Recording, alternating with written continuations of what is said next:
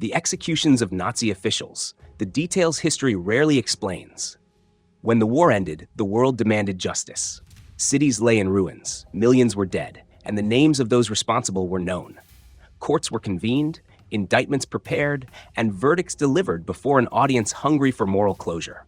The trials were public, historic, and meant to signal a new era, one in which law would replace vengeance, and accountability would stand where chaos once ruled. But what happened after the cameras stopped rolling is far less discussed. Justice did not end with verdicts. It continued quietly, behind prison walls, in execution chambers, and through administrative decisions designed not only to punish bodies, but to erase symbols. Today, we examine what post-war justice really looked like, how defeated power was dismantled, how punishment was carried out, and how the victors shaped memory itself. This is not a story of triumph. It is a story of systems, control, and the uncomfortable reality of how justice is enforced once the war is already over. The decision to execute senior figures as criminals rather than soldiers was deliberate. By rejecting military execution methods commonly associated with honor or duty, the authorities reframed these men as ordinary lawbreakers. Rank, uniform, and past authority were stripped away. What remained was the state's assertion that ideology, however powerful it once seemed, offered no protection once defeat had been sealed. Execution methods varied by jurisdiction, reflecting different philosophies of justice. Some systems emphasized technical calculation, aiming for speed and finality. Others relied on simpler methods that placed greater strain on the body. Official reports focused on mechanics, weights, measurements, timings, while avoiding language that described suffering. Pain was neither highlighted nor meaningfully mitigated. It existed as a byproduct of process, not as a subject of reflection. Those tasked with carrying out sentences were often ordinary servicemen. Many volunteered, others were assigned. Their competence varied. Training was inconsistent. Errors occurred. Some executions proceeded smoothly, others did not. Yet afterward, records rarely questioned outcomes. The act itself mattered more than its quality.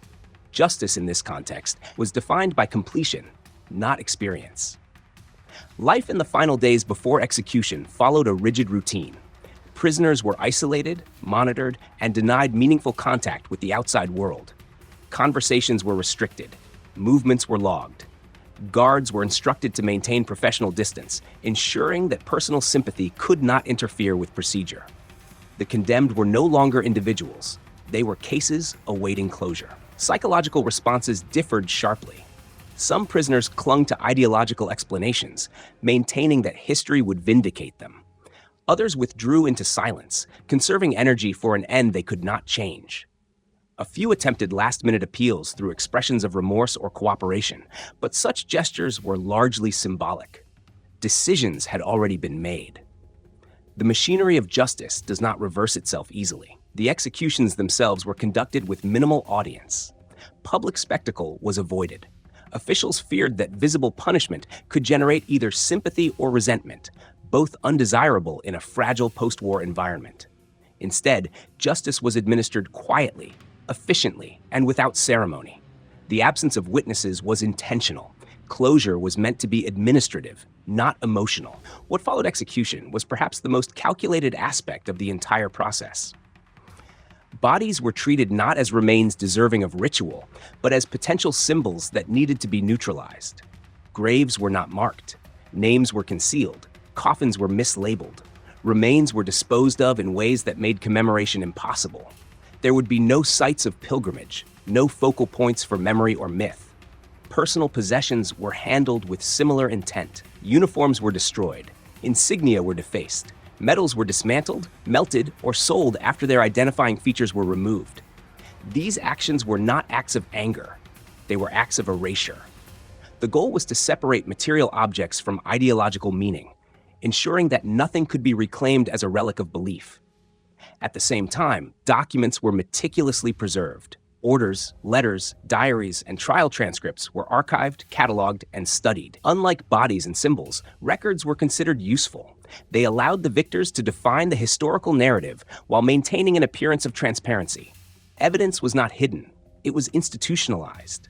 This distinction, between what was destroyed and what was preserved reveals the deeper logic of post-war justice. Physical presence was eliminated. Intellectual trace was retained. The past was allowed to exist only within controlled frameworks, interpreted through official channels rather than personal memory. The consequences extended far beyond the condemned.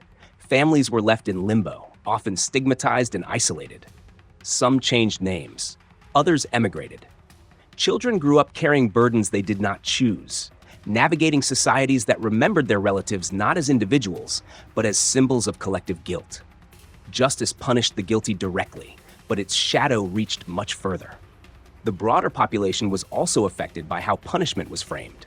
Trials were public, emphasizing legality and due process. Executions were hidden, emphasizing finality without spectacle. This separation was strategic. The authorities wanted acknowledgement of guilt without emotional engagement. Justice was something to be accepted, not felt. Over time, priorities shifted. Reconstruction replaced retribution. Former enemies became strategic partners. Some sentences were reduced. Some prisoners were released early. Political necessity softened moral rigidity. The clarity that had defined the immediate post-war years began to blur as new conflicts emerged and alliances realigned. Dear friends, this evolution does not mean justice failed. It means justice was never purely moral to begin with. It was legal, political, and pragmatic. It punished, documented, erased, and then adapted to changing realities. The executions of defeated officials were meant to close a chapter, not to heal wounds. They provided order, not resolution. By removing bodies, destroying symbols, and controlling memory, the victors shaped not only the end of a regime, but the story that would be told about it. In the end, post-war justice reveals an uncomfortable truth. After conflict, accountability is rarely about restoring balance. It is about stabilizing the future. The courtroom delivers verdicts, but the real decisions about memory, narrative, and power are made afterward, in silence. The end of a war does not end its violence. It transforms it. Guns are replaced by legal language, and battlefields by bureaucratic corridors. The trials that followed the Second World War promised accountability, and in many ways, they delivered it. But they also revealed how justice is shaped by those who enforce it. Executions were carried out, records preserved, bodies erased, and history curated, not to heal, but to control the future. What the world gained was order.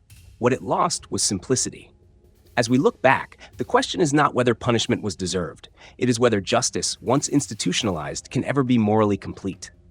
When the last file is archived and the last name fades from public memory, what remains is not closure, but responsibility.